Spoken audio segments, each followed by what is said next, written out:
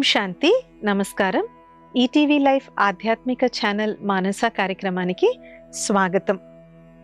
ఈ కాలంలో చాలా కంపెనీస్లో, చాలా ప్రొఫెషనల్ లైఫ్లో ఎవరైతే పనిచేస్తూ ఉన్నారో, ఎస్పెషలీ ప్రైవేట్ సెక్టర్ లేదా బాగా హెక్టిక్ జాబ్స్లో ఎవరైతే ఉన్నారో వాళ్ళందరికీ కూడా ఎక్కువగా వినపడుతున్నటువంటి పదం వర్క్ లైఫ్ బ్యాలెన్స్. అంటే అటు వృత్తిపరమైనటువంటి జీవితాన్ని, ఇటు వ్యక్తిగత జీవితాన్ని రెండిటికి సమతుల్యత అనేటువంటిది ఎలాగ పెట్టుకోవాలి అని చెప్పేసి. మరి దీంట్లో ఆధ్యాత్మికత హెల్ప్ చేస్తుందా అనుకోవచ్చు. దీనికి అసలు స్పిరిచువాలిటీకి సంబంధం ఏంటి అని చెప్పేసి. బట్ చాలాసార్లు చెప్పుకోవడం జరిగింది ఏంటి అంటే, ఆధ్యాత్మికత అనేటువంటిది ఒక పెద్ద అనంతమైన విశ్వం అది. సో ఆధ్యాత్మిక ప్రిన్సిపల్స్కి, ఆధ్యాత్మికంగా మనం నేర్చుకునేటువంటి జ్ఞానానికి ఇది ఇందులో పనికొస్తుంది, ఇందులో పనికిరాదు అనేటువంటిది ఏమీ ఉండదు. ఇప్పుడు చూడండి, ఫౌండేషన్ మంచిగా కట్టుకున్నాం అనుకోండి, ఫౌండేషన్ మంచిగా ఉంటే దాని మీద ఎలాంటి బిల్డింగ్ కట్టుకుంటామో దాంతో మనకి సంబంధం అనేటువంటిది ఉండదు. ఆ బిల్డింగ్ తర్వాత ఆఫీస్కి వాడుకోవచ్చు, లేదంటే ఇంటికి వాడుకోవచ్చు, ఒక హాస్పిటల్కి ఇవ్వచ్చు, ఒక బ్యాంక్ పెట్టుకోవచ్చు, ఏదన్నా చేసుకోవచ్చు. బట్ ఫస్ట్ అండ్ ఫార్మోస్ట్గా మంచిగా ఉండాల్సింది ఏంటి? ద బేస్మెంట్, ఫౌండేషన్ కదా మంచిగా ఉండాలి. కాబట్టి జీవితం తాలూకా అన్ని కోణాలకి కూడా ఆధ్యాత్మికత అనేటువంటిది ఒక బేస్, ఒక స్పిరిచువాలిటీ అనేటువంటిది ఒక బేస్ కింద పనిచేస్తుంది అన్నమాట. కాబట్టి ఈ పునాది ఎప్పుడైతే మనకి మంచిగా ఉంటుందో అప్పుడు ఏమవుతుంది, మనలో జీవితం అనేటువంటి ఏదైతే మేడను మనం కట్టుకుంటామో అది పర్సనల్ లైఫ్ అవ్వచ్చు, ప్రొఫెషనల్ లైఫ్ అవ్వచ్చు, లేదంటే సొసైటీ అంటే ఫ్రెండ్స్తో గడుపుతున్నాము, ఎక్కడైనా సరే ఆ లైఫ్లో ఒక సమతుల్యత అనేటువంటిది ఉంటుంది. వాస్తవానికి సమతుల్యత, బ్యాలెన్స్ అనేటువంటిదే ఒక డివైన్ క్వాలిటీ. ఏదైనా సరే లైఫ్లో బ్యాలెన్స్గా అనేటువంటిది ఉండాలి. ఏది ఎక్కువ అనేటువంటిది అవ్వకూడదు లైఫ్లో. స్వీట్ అంటే ఎంత ఇష్టమైనా సరే 100 గులాబ్ జామున్లు తింటారా ఎవరైనా? కాంపిటీషన్ల కోసం తినొచ్చు, గిన్నెస్ రికార్డుల కోసం తినొచ్చు. కానీ మామూలు దైనందిన జీవితంలో ఎవడన్నా 100 గులాబ్ జామున్లు ఇస్తే ఎంత స్వీట్ ఇష్టమైన వాళ్ళని 20, 25, 30 తిన్న వాళ్ళు కూడా ఉంటారు గులాబ్ జామున్లు కొంతమంది. బట్ ఏదన్నా సరే ఒక సాచురేషన్ పాయింట్కి వస్తుంది. రైట్. అయితే వర్క్ లైఫ్ బ్యాలెన్స్ తప్పపోవడం వల్ల వచ్చేటువంటి డిసడ్వాంటేజెస్ గురించి మనం చెప్పుకోవక్కర్లేదు. ఎందుకంటే అది చాలామందికి స్వీయ అనుభవం ఉంది. రైట్. వర్క్ లైఫ్, అటు పర్సనల్ లైఫ్ని, ఇటు ప్రొఫెషనల్ లైఫ్ని బ్యాలెన్స్ చేసుకోకపోతే ఎన్ని నష్టాలు ఉంటాయో మనకు అందరికీ తెలుసు. కాబట్టి మరి ఆధ్యాత్మికంగా ఏ విధంగా మనం రెండిటి మధ్య బ్యాలెన్స్ని సాధించవచ్చో ఇవాళ మానసాలో మనం తెలుసుకుందాం. మొట్టమొదటిది ఆధ్యాత్మికతలో ఎప్పుడూ చెప్తారు ఏంటంటే, విస్తారం కాదు సారయుక్తమైన జీవితాన్ని గడపాలి అనేసి. అంటే వ్యర్థాన్ని కాకుండా సమర్థవంతమైన జీవితం.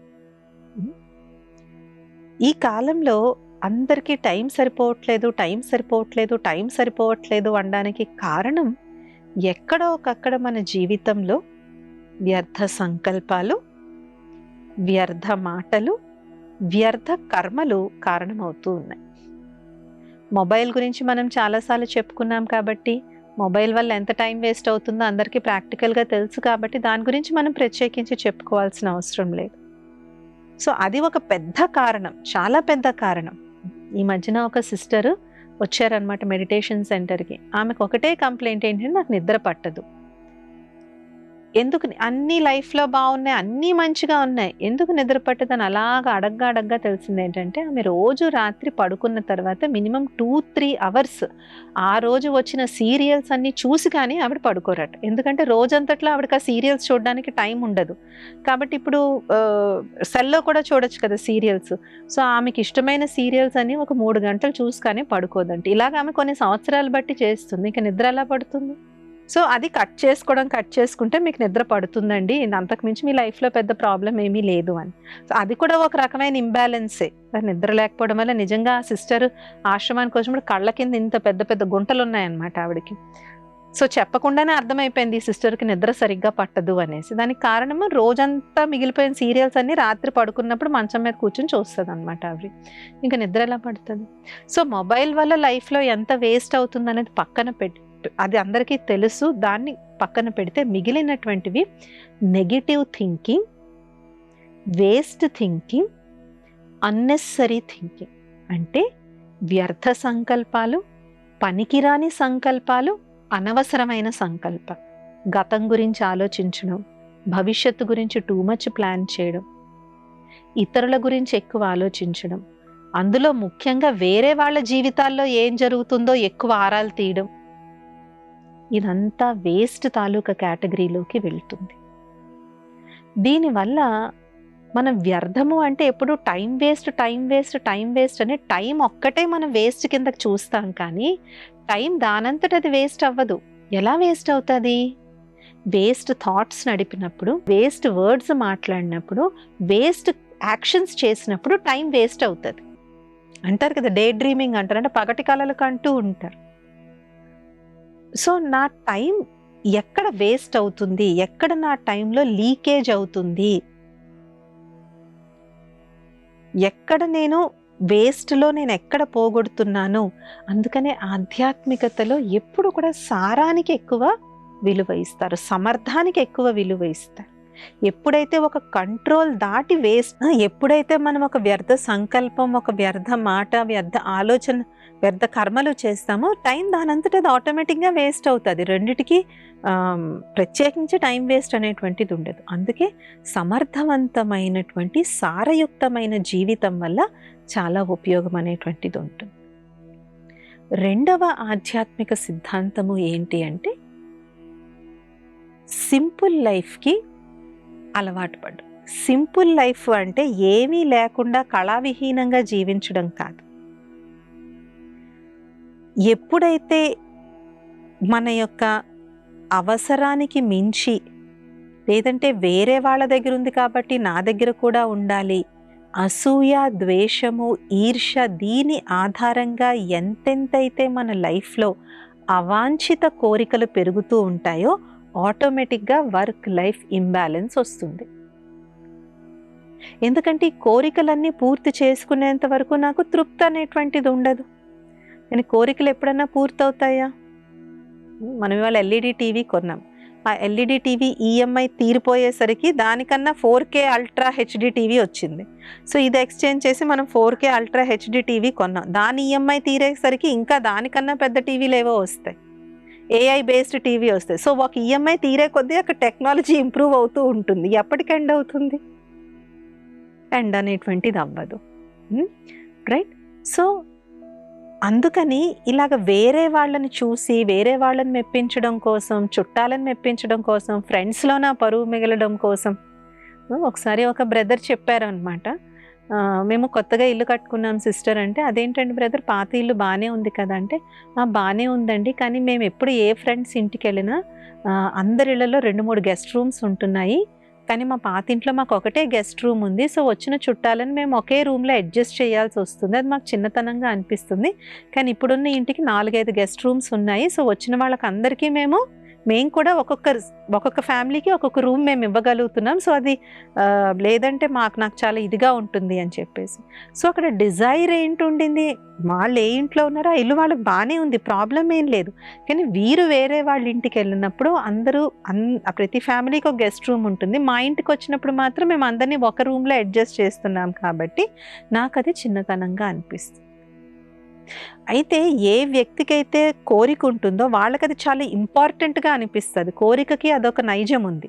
కోరిక ఏం చేస్తుందంటే అది మనల్ని చాలా బాగా కన్విన్స్ చేసేస్తుంది. అది నాకు పక్క వాళ్ళకి అది కోరికగా అనిపిస్తుంది, కానీ మనకది అవసరం కింద అనిపిస్తుంది అన్నమాట. నాకు ఇది అవసరం అనిపిస్తుంది, పక్క వాళ్ళకి అది కోరిక కింద అనిపిస్తుంది.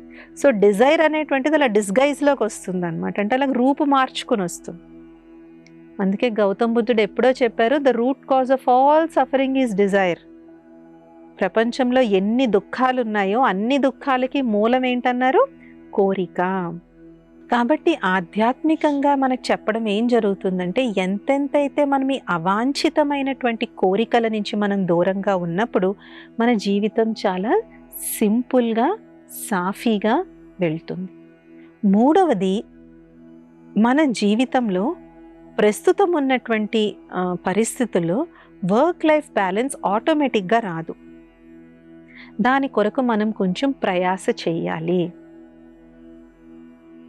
మన డేలో ఎంత బిజీ స్కెడ్యూల్ ఉన్నా అయితే 2 అవర్స్కి ఒకసారి 3 అవర్స్కి ఒకసారి కొన్ని క్షణాలు మెడిటేషన్ టైం కంపల్సరీగా మనం తీసుకోవాలి. అట్లీస్ట్ గంటకి 1 మినిట్, గంటకి 1 మినిట్, లేదంటే 2 అవర్స్కి ఒక 5 మినిట్స్ చిన్న చిన్న పాజ్ ఇస్తూ ఉండాలి. అంటే చిన్న చిన్న విరామం, అంతరాయం ఇస్తూ ఉండాలి. అప్పుడు మైండ్ ఏమవుతుంది, రీసెట్ అవుతుంది అన్నమాట. ఎందుకంటే మనం ఆ టెన్షన్ టెన్షన్ టెన్షన్ టెన్షన్ అంతా బిల్డప్ అయిపోయి రాత్రికి అయ్యేసరికి ఇంత గంపలాగా తయారవుతుంది అది. కానీ మనం డేలో చాలాసార్లు మనం రీసెట్ చేసుకున్నప్పుడు ఎప్పటి బరువు అప్పుడు అది పోతుంది.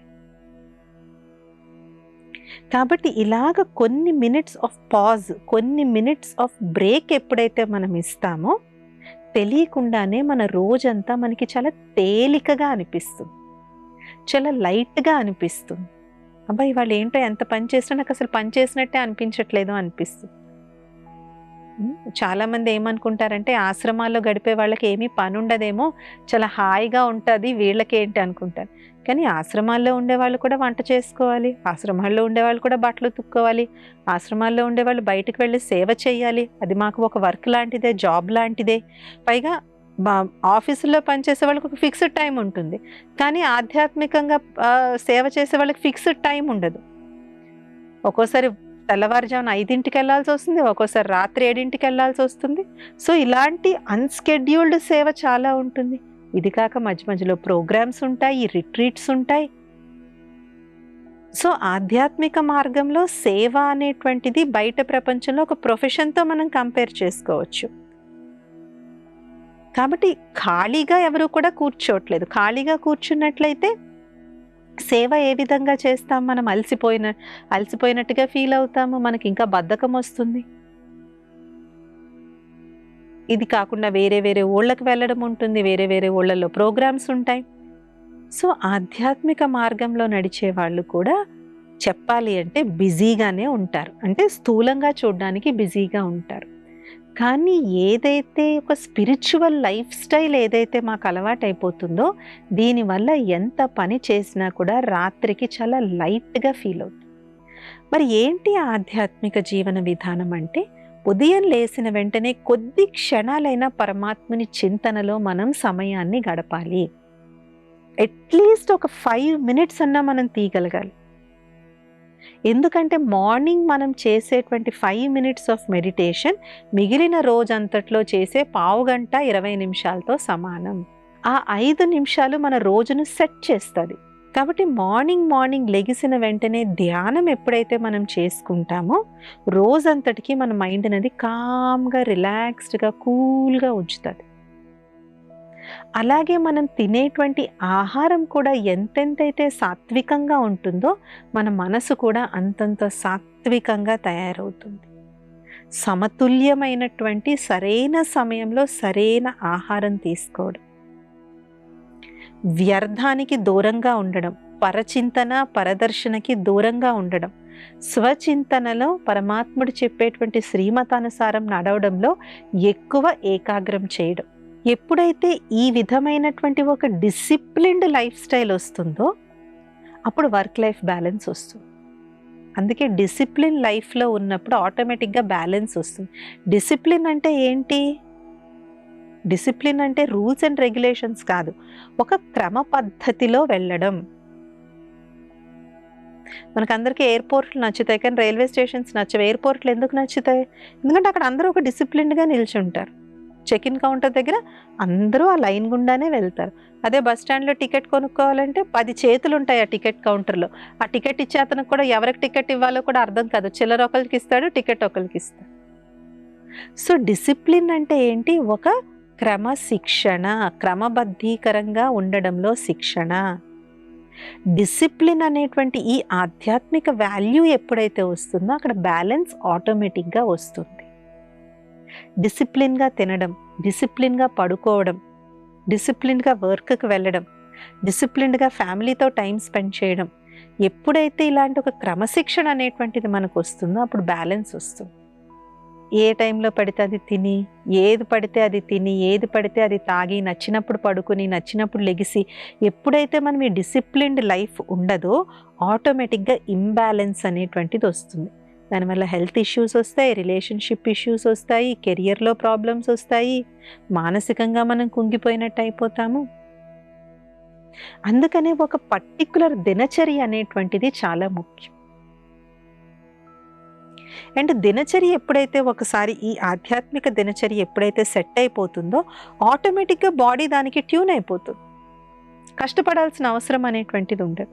కాబట్టి డిసిప్లిన్ అనేటువంటి ఆధ్యాత్మిక సిద్ధాంతం కూడా వర్క్ లైఫ్ బ్యాలెన్స్లో, అంటే వ్యక్తిగత జీవితము అటు వృత్తిపరమైనటువంటి జీవితాన్ని బ్యాలెన్స్ చేసుకోవడంలో చాలా చాలా ముఖ్యమైనటువంటి పాత్ర నిర్వర్తిస్తుందన్నమాట. అలాగే ఇంకొంతమంది ఉంటారు వర్క్ లైఫ్ ఇంబ్యాలెన్స్లో. ఇంకొక రకం కూడా ఏముంటారు అంటే పని తప్పించుకుని తిరిగేటువంటి వాళ్ళు. మేనేజ్ చేస్తారు, అందరినీ మేనేజ్ చేస్తారు, బాస్ని మేనేజ్ చేస్తారు, కొలీగ్స్ని మేనేజ్ చేసి వాళ్ళు అంతటా వాళ్ళు ఇది చేస్తారు. కానీ అది కూడా కరెక్ట్ వాల్యూ కాదు. తెలివిగా ఉంటున్నామని అనుకుంటారు కానీ అది వాస్తవంగా తెలివి కాదు, అది తెలివిహీనతనమే, అది అవివేకమే అవుతుంది తప్ప వివేకం అవ్వదు. ఎందుకంటే అలాంటి వ్యక్తి ఎందులోనూ పురోగించలేడు. పురోగించినా ఏ ఆధారం లేని పేకమేడలాగా ఉంటుంది అతని జీవితం. రియల్ నాలెడ్జ్ ఏమీ లేదు, అందరినీ మేనేజ్ చేసుకుంటూ మనుషుల్ని మ్యానిపులేట్ చేసుకుంటూ ఉన్నారు. నిజమైన జ్ఞానం అయితే ఏమీ రాలేదు, నిజమైన నాలెడ్జ్ ఏమీ కూడా లేదు. ఒక దగ్గర కూర్చోబెట్టి నువ్వు ఇది చెయ్యు అంటే వాళ్ళు ఏమీ కూడా చెయ్యలేకపోతారు. రైట్? సో ఈ విధంగా ఆధ్యాత్మిక జీవన విధానం ఏదైతే ఉందో, ఆధ్యాత్మిక జీవన విధానం అంటేనే ఒక సమతుల్యమైనటువంటి జీవన విధానం, ఒక పర్ఫెక్ట్ బ్యాలెన్స్డ్ జీవన విధానం. ఫ్యామిలీకి ఎప్పుడు ఏ టైంలో ఇవ్వాలో ఆ టైంలో ఇవ్వాలి. ఒక్కొక్క రోజు ఆఫీస్ ఇంపార్టెంట్, ఆ రోజు ఆఫీస్కి ఇంపార్టెన్స్ ఇవ్వాలి. ఒక్కొక్క రోజు ఫ్యామిలీ ఇంపార్టెంట్, ఫ్యామిలీకి ఇంపార్టెన్స్ ఇవ్వాలి. దాని మీద ఆవహించకూడదు, దీని మీద ఆవహించకూడదు. చూడండి, చాలామంది వర్కహాలిక్ లాగా మాకు పనే ప్రాణం అండి, పనే మా జీవితం అండి అనుకుంటారు. అది కూడా సరైనటువంటి పద్ధతి కాదు. ఎంత వర్కహాలిక్గా ఇటు ఫ్యామిలీని వెయిట్ చేస్తూ ఉంటే, ఫ్యామిలీ మీ గురించి వెయిట్ చేస్తూ ఉంటే, వీళ్ళ తాలూకా ఏదైతే ఎదురుచూపులు ఏవైతే ఉన్నాయో అది మీకు డెఫినెట్గా ప్రభావం పడుతుంది. ఆఫీస్లో కూడా ఎలా చూస్తారు, అతను ఎప్పుడు పని చేస్తూనే ఉంటాడు కాబట్టి అతనికి పని ఇవ్వండి.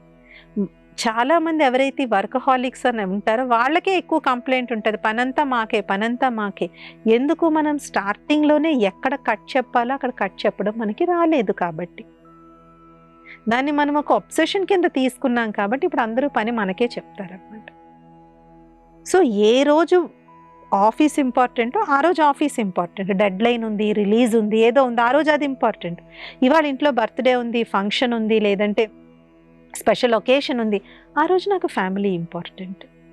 ఈ రకమైనటువంటి మైండ్ సెట్ని సెట్ చేసుకోవడానికి ఆధ్యాత్మికత చాలా చాలా ఉపయోగపడుతుంది అన్నమాట.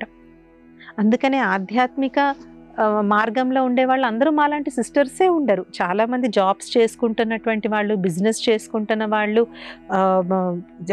ప్రొఫెషనల్ కెరియర్లో ఉన్నటువంటి వాళ్ళు, డాక్టర్స్, వీళ్ళందరూ కూడా స్పిరిచువల్ మార్గంలో ఉన్నారు. మరి వాళ్ళకి పనులు లేవా?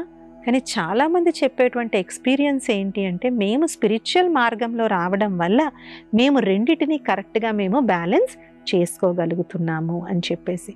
కాబట్టి ఆధ్యాత్మికత అనేటువంటిది మన లైఫ్ని ప్రాక్టికల్గా ఇంపాక్ట్ చేస్తుంది తప్ప ఇదేదో ఒక వేగ్ కాన్సెప్టో లేదంటే ఒక ఊహాలోకమో మాత్రం కాదనమాట.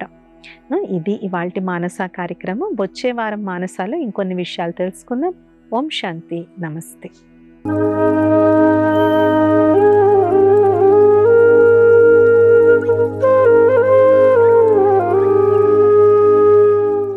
ఈ కార్యక్రమాన్ని తిరిగి చూడాలనుకుంటే www.youtube.com/@ETV Life Spiritual లో చూడవచ్చు.